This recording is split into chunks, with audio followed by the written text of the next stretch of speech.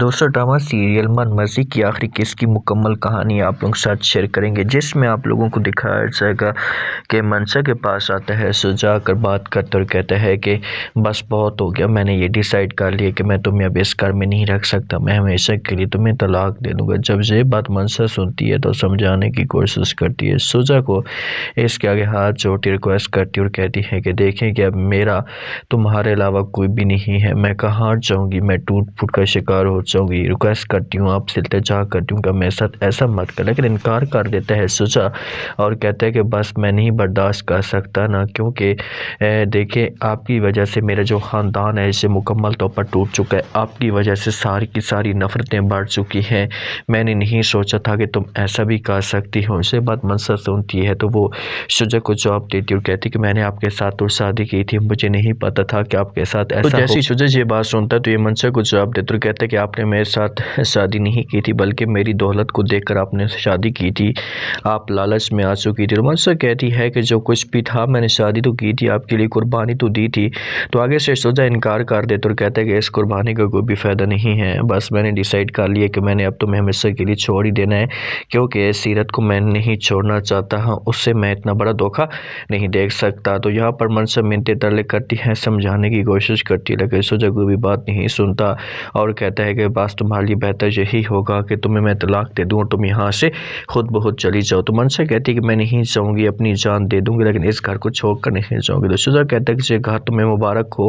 اور پھر تم اسی گھر کے اندر سکون کے ساتھ رہو، اسی گھر کے اندر عیاشیاں کرو، پھر مجھے کسی قسم کا کوئی بھی فرق نہیں پڑتا۔ تو یہاں سے سجا چلا جاتا ہے، منشا چیختی ہے، چلاتی ہے، لیکن اس کی بات سننے والا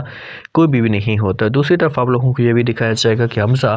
زارا کے پاس آ کر بات کرتا ہے، سمجھانے کی کوشش کرتا اور کہتا ہے کہ جو کچھ بھی ہونا تھا وہ تو ہو چکا ہے، مجھے اپنی غلطی کا احساس ہو چکا ہے، میں آپ سے ریکویسٹ کرنا چاہتا ہوں کہ آپ مجھے معاف کر دیں۔ یہ بات زارا سنتی ہے تو یہ حمزہ کو انکار کر دیتی اور کہتی ہے کہ دیکھو حمزہ، میں تمہیں معاف کرنے کے لیے تو تیار ہوں، مجھے کوئی فرق نہیں پڑتا، لیکن آپ نے کبھی سوچا ہے کہ میرے دل کو کیا ہوا، میرے دل پہ کیا کچھ گزر رہی ہے، کیونکہ میں نے کتنا کچھ برداشت کیا، اپنے آپ کو آپ کے ساتھ ایڈجسٹ کیا کہ کسی بھی طرح سے آپ کے ساتھ زندگی گزار سکوں، لیکن تم تھے کہ تم آج بھی میرے اوپر شک کرتے آ رہے ہو، آج بھی میرے اوپر باتیں کرتے آ رہے ہو۔ تو یہ بات حمزہ سنتا ہے تو یہ سمجھانے کی کوشش کرتا اور کہتا ہے کہ پلیز آپ ایسا مت کریں،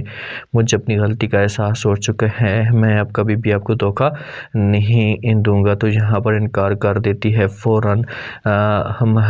زارا اور کہتی ہے کہ نہیں، اب کچھ بھی نہیں ہو سکتا، میں اب تمہارے ساتھ اس طرح زندگی نہیں گزار سکتی، کیونکہ آپ نے تو کچھ کہیں کا چھوڑا بھی نہیں ہے، میں مکمل طور پر برباد ہو چکی ہوں۔ دوسری بات جب یہاں پر حمزہ سنتا ہے تو حمزہ کی آنکھوں کے اندر آنسو ہوتے اور یہاں سے جب اٹھ کر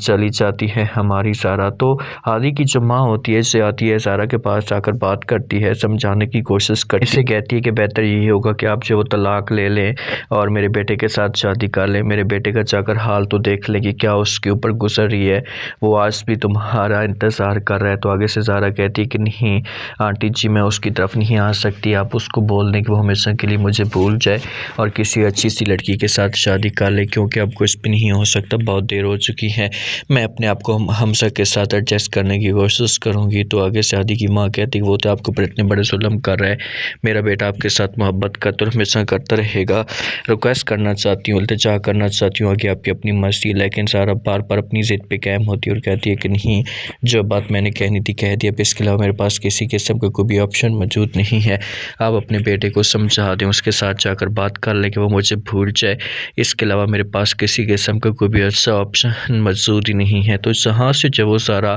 ہمیشہ کے لیے ہادی کی ماں کو انکار کر دیتی ہے،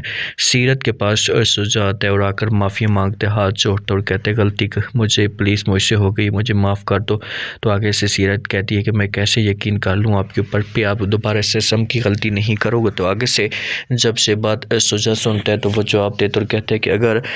آپ کو دوبارہ اس قسم کی کوئی بھی غلطی کا موقع ملے یا چانس ملے تو پھر آپ کا جو دل کرتا ہے وہی کر دینا، میرا گلا گھونٹ دینا، مجھے ہمیشہ کے لیے ختم کر دینا، لیکن پلیز ایک دفعہ مجھے معاف کر دو۔ تو یہاں پر جب وہ پھر کسی بھی طرح سے